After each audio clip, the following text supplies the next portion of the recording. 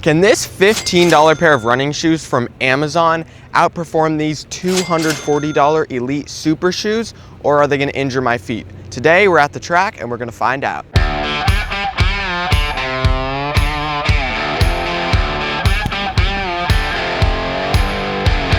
Well, first impressions of these shoes, they're very comfortable. I do say they'd run a little bit big though. I ordered a 10 and these feel like an 11.5, so they're definitely a little too big, but all in all, they feel pretty comfortable just walking around. All right guys, I'm gonna run one lap at my training pace of 80 seconds per lap, and then I'm gonna do a fast speed test in both pairs of shoes as well, so make sure you stick around to the end so you don't miss that. We're going for 1 minute and 20 seconds for this lap. Let's get it. These $15 shoes honestly felt all right through this first 100 meters. I felt great running and I was holding perfect pace. Came through 100 meters at about 19.5 seconds, so I was actually a bit ahead of pace. For the next 200 meters, I started realizing that there was really no cushion under my feet while I was running in these shoes. But I did still come through 200 meters at 39 seconds, still on perfect pace. Then I really started to feel how bad the shoes were. I slowed down a ton for this third 100 meters of this lap, and that one I think I ran like a 22. So I came through 300 meters at 1 minute and 1 second, and I knew I really had to pick it up, but I closed in 17 seconds and finished in 1:18. 1 minute, 18 seconds. Held pace pretty good, but those shoes were absolute bricks. Now let's try the expensive shoes.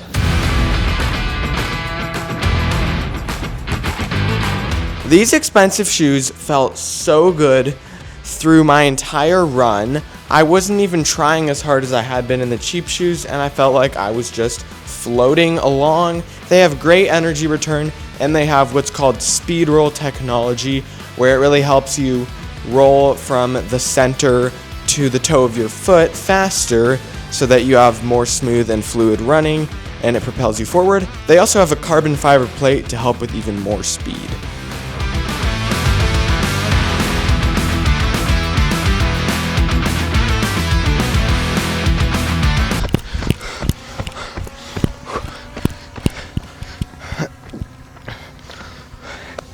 One minute, 15 seconds. And less hard of an effort than the lap before in the cheap shoes. I am honestly shocked by the performance difference in these two pairs of shoes. In the $15 pair of shoes, I ran 1 minute and 18 seconds for my 400 meter lap, and I've ran a lot of laps at that pace in my training. I'll be honest, this is the most effort I've ever put into running that pace. Now with the expensive shoes, I was already tired from the lap before, and I was putting in less effort. Yeah, I ran 1 minute, 15 seconds. 3 whole seconds faster, already tired with less effort. So the clear winner for the 400 meters is the expensive shoes. But now the question is, how will both pairs hold up to one of the most popular events in all of track and field, the 100 meter dash? Let's get down the start line and find out.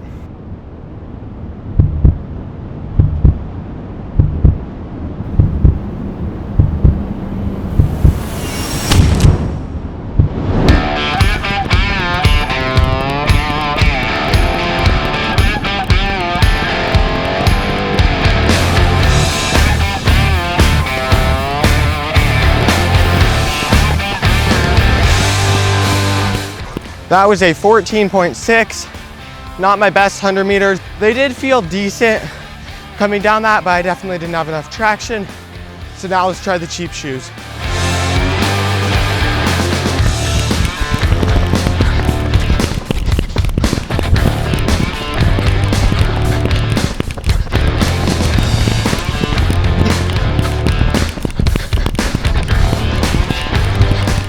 I ran 15.1, which is honestly not that bad considering I already ran 800 meters today, plus that 100 meter sprint. I was only half a second slower, but all in all, these shoes honestly felt pretty good while sprinting, considerably better than the other shoes. Let's talk about some overall thoughts of both though. The $15 shoes were actually incredibly comfortable just to walk around in.